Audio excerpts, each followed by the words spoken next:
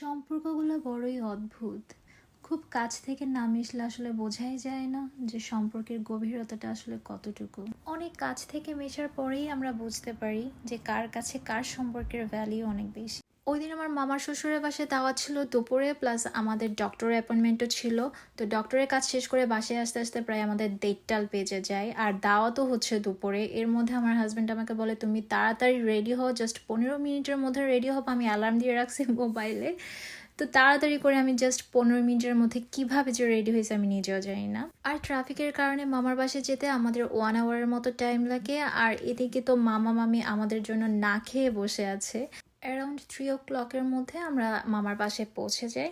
আর বাসায় যাওয়ার পর মামা মামির 2টা কিউট বেবি আছে যারা অনেক সুইট। ওরা আমাকে ফুল দিয়ে ওয়েলকাম করে, যেটা আমার অনেক বেশি ভাল লাগে। দেন আমাদের জন্য ওয়েলকাম ড্রিঙ্ক সার্ভ করে, যেটা আমি একটু আগেই দেখেই ফেলেছি।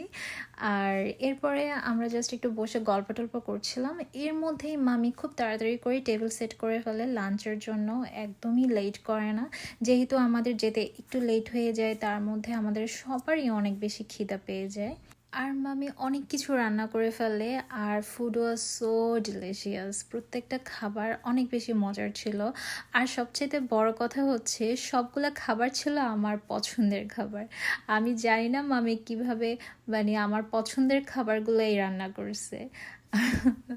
আর সবচেয়ে মজার ছিল হচ্ছে কাবাবটা আর চিকেনটা। এই দুইটা খুব বেশি মজার ছিল। সবগুলো আইটেম মজা ছিল, বাট এই দুইটা বেশি বেশি বেশি মজার ছিল। মামা মামি আর ওনার বাচ্চাদের সাথে আমার এই ফার্স্ট দেখা, কজ আমার বিয়ের টাইমেও মামা মামি ছিলেন না দেশে, তখন ওনারা আমেরিকাতেই ছিলেন। যার কারণে এর আগে আমার সাথে কখনো ওনাদের দেখা হয়নি। তো আমি মামির সাথে মিশে যেটা বুঝতে পারলাম, মামি অনেক অর্গানাইজড, অনেক সুন্দর করে বাসাটা গুছিয়েছেন। আর এই পুরো ভিডিওটা করে দেয় আমার মামা শ্বশুর। খুব ভালোই হয়, কারণ মামা আমার অর্ধেক কাজ এগিয়ে দেয়। এই তো এখানে আমার হাজবেন্ডের পাশেই হচ্ছে মামার সাথে কিভাবে যেন আমার হাজবেন্ডের ড্রেস ম্যাচ হয়ে যায় কোইন্সিডেন্টলি। দুজনেই ব্ল্যাক পরে আজকে।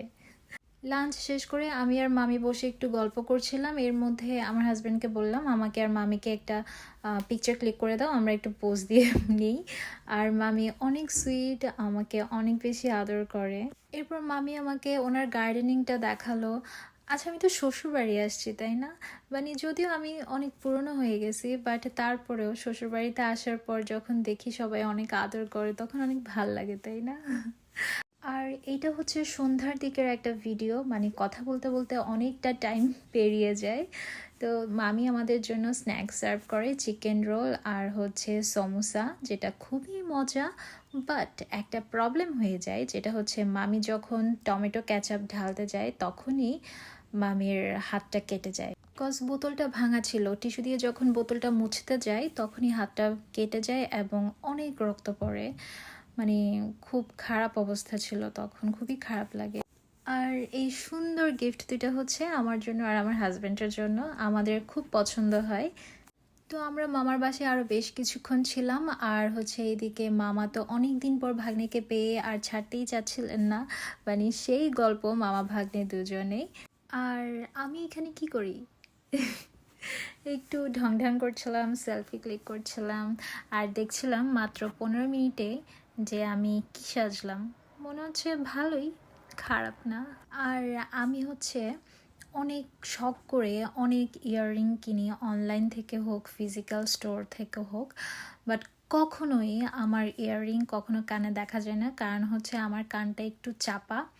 আর চুলের কারণে আমার ইয়াররিং একদমই শো করে না। তো যখন আমি পিকচার তুলি তখন অনেক কষ্ট করে আমার ইয়াররিংটা দেখাই। খুব ভালো একটা সময় কাটে মামা মামির সাথে। আর আমাদের বাসায় চলে যাওয়ারও টাইম হয়ে যায়। আর যাওয়ার সময় দেখছিলাম এখানে ফায়ার ওয়ার্কস হচ্ছিল কেন জানি, তো আমি ভাবলাম একটু ভিডিও করি, দেখতে ভালোই লাগছিল। আর আমার কাছে হচ্ছে দিনের চাইতে রাতের বেলার ভিউটা অনেক বেশি ভাল লাগে। অনেক লাইটিং টাইটিং থাকে, তো তো ওই টাইমটাতে ভিডিও করলে অনেক সুন্দর আসে। So that's all for today, thank you for watching. আল্লাহ হাফেজ।